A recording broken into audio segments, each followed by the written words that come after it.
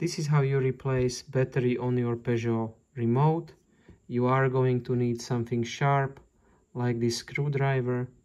So first of all, we'll flip the remote to this position, and we should be able to fit the screwdriver either right here or to this section right here, wherever you can fit your sharp object in. So as you can see, I have my screwdriver in, and I can gently pry it open. After having it opened up until this point, I can open the entire cover.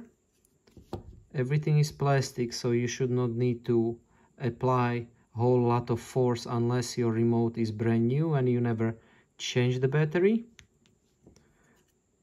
Now that we have the cover off, press the battery and pull it down, at which point we can take the battery out very easily.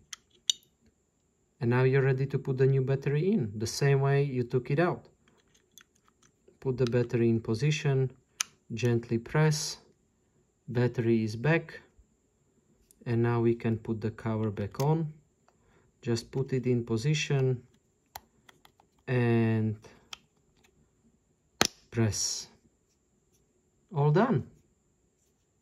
Thank you for watching, and if you did find the video helpful, do give it a thumbs up.